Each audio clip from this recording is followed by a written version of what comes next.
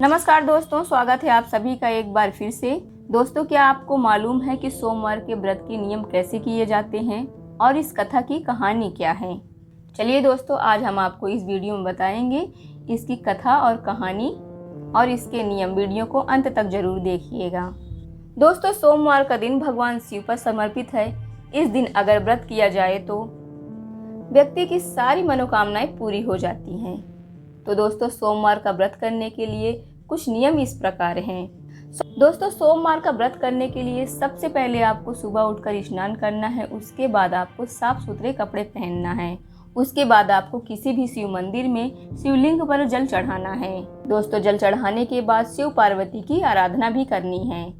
दोस्तों, सोमवार के व्रत में आपको व्रत कथा भी जरूर सुननी चाहिए। इस व्रत में आपको 2-3 बार ही फल खाना है। दोस्तों, अगर आप शिवलिंग पर जल चढ़ा रहे हो तो आपको हमेशा सोना, चांदी या फिर तांबे के पात्र में ही जल का उपयोग करना चाहिए। आप कभी भी स्टील या लोहे के सामान में इस्तेमाल नहीं कर सकते। दोस्तों, कहा जाता है कि अगर कोई व्यक्ति शिवलिंग में प्रतिदिन चावल के 5 दाने चढ़ाता है तो शिव जी बहुत ज्यादा प्रसन्न होते हैं और उस व्यक्ति की सारी मनोकामनाएं पूरी होती हैं और उस व्यक्ति के घर में सुख, समृद्धि एवं धन संपत्ति बनी रहती है। दोस्तों, अगर आपको धन की समस्या है तो आप शिवलिंग पर एक गुड़ चढ़ा सकते हैं, क्योंकि गुड़ मीठा होता है। अगर गुड़ आप शिवलिंग पर चढ़ाते हैं तो ये आपके स्वाद के अनुसार आपके परिवार में मिठास लाता है और आपके धन की समस्या भी कम करता है। दोस्तों, कहा जाता है कि भगवान शिव को केसर भी बहुत पसंद है। तो अगर आप सोमवार के दिन शिवलिंग पर केसर वाला दूध चढ़ाते हैं तो इससे आपकी सारी मनोकामनाएं पूरी होंगी और आपके पति के साथ जो भी समस्याएं हैं वो समाप्त हो जाएगी। दोस्तों, अगर कोई व्यक्ति आर्थिक रूप से बहुत ज्यादा कमजोर है तो अगर वो सावन माह में शिवलिंग पर जल के काले तिल को डालकर चढ़ाता है तो उसे सारी समस्याओं से मुक्ति मिलती है। दोस्तों, अगर कोई व्यक्ति शरीर से कमजोर या दुर्बल है और अगर वह शिवलिंग पर सावन के महीने में देसी गाय का दूध या घी चढ़ाता है तो उसे अपने दुर्बल शरीर से मुक्ति मिल जाएगी और उसका शरीर हष्ट पुष्ट हो जाएगा। दोस्तों, अगर आप शिवलिंग पर सरसों का तेल चढ़ाएंगे तो आपको कानूनी झंझट से मुक्ति मिल जाएगी और आपके शत्रु भी कम हो जाएंगे और आप अपने शत्रुओं पर विजय प्राप्त करेंगे। दोस्तों, अगर आप भी सोमवार का व्रत करके भगवान शिव को प्रसन्न करना चाहते हैं तो आप इस कथा से भगवान शिव को प्रसन्न कर सकते हैं। दोस्तों, इस कथा को सोमवार व्रत कथा कहते हैं। चलिए दोस्तों, आज हम आपको सोमवार की कथा सुनाते हैं। वीडियो को अंत तक जरूर देखिएगा। दोस्तों, एक समय पहले की बात है कि एक साहूकार था, लेकिन उसकी कोई संतान नहीं थी। वो इस कारण से बहुत परेशान था।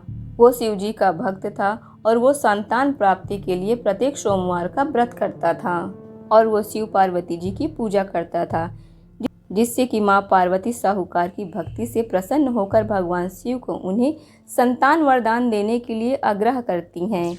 जिससे शिव जी कहते हैं कि जिस व्यक्ति के भाग्य में जो लिखा है उसे वही मिलता है। लेकिन फिर भी पार्वती जी के ना मानने के कारण भगवान शिव ने साहूकार को संतान प्राप्ति का वरदान दिया, लेकिन उन्होंने कहा कि ये संतान सिर्फ 12 वर्ष तक ही जीवित रहेगा। भगवान शिव और पार्वती की ये सारी बात सुनकर साहूकार सन्न रह गया। उसे इस बात की ना तो खुशी थी और ना ही दुख था।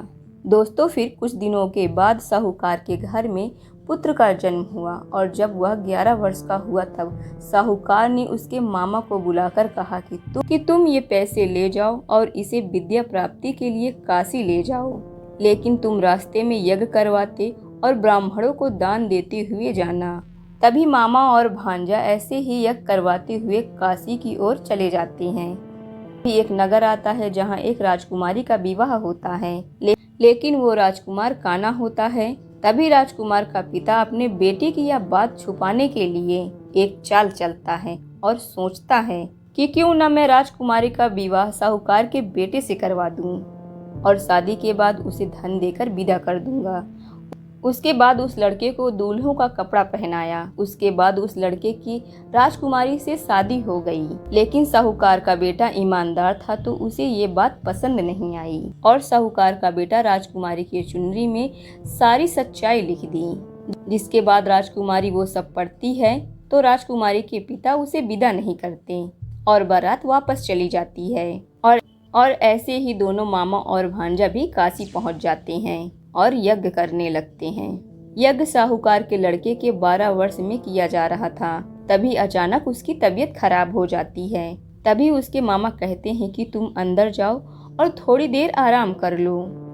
और दोस्तों, जैसे ही भगवान शिव ने कहा था कि ये सिर्फ 12 वर्ष तक ही जीवित रहेगा, और तभी साहूकार के लड़के के प्राण निकल जाते हैं, जिसे देखकर उसके मामा बहुत ज्यादा दुखी हो जाते हैं और रोने लगते हैं। तभी वहां से शिव और पार्वती जा रहे होते हैं। तभी पार्वती जी के आग्रह करने पर शिव जी उस लड़के को वापस जीवित का वरदान देते हैं, जिसके बाद वह लड़का फिर से जीवित हो जाता है। उसके बाद वह लड़का अपनी शिक्षा पूरी करने के बाद अपने मामा के साथ वापस आता है और वो वही नगरी में पहुंच जाता है जहां उसका विवाह हुआ था, और वो दोनों वहां पे यज्ञ का आयोजन करते हैं। तभी उस राजकुमारी के पिता ने उस लड़के को पहचान लिया और अपने महल ले जाकर उन दोनों की खूब खातिरदारी की और अपनी बेटी को उनके साथ विदा किया। और यहाँ पर साहूकार और उसकी पत्नी प्रण लेकर बैठे थे कि अगर हमें हमारे बेटे की मृत्यु की समाचार मिला तो हम भी वहीं पर प्राण त्याग देंगे। लेकिन जब उन्हें पता चला कि उनका बेटा सही सलामत है तो वो बहुत ज्यादा प्रसन्न हुए। और उसी रात शिव जी साहूकार के सपने में आते हैं और कहते हैं कि मैं तुम्हारे सोमवार के व्रत से बहुत ज्यादा प्रसन्न हूँ, इसीलिए मैं तुम्हारे बेटे को लंबी आयु का वरदान देता हूँ। इसीलिए दोस्तों, जो भी सोमवार का व्रत करता है उसकी आयु लंबी होती है और उसकी सारी मनोकामनाएं पूरी होती हैं। दोस्तों, ये कथा कैसी लगी कमेंट बॉक्स में जरूर बताइएगा।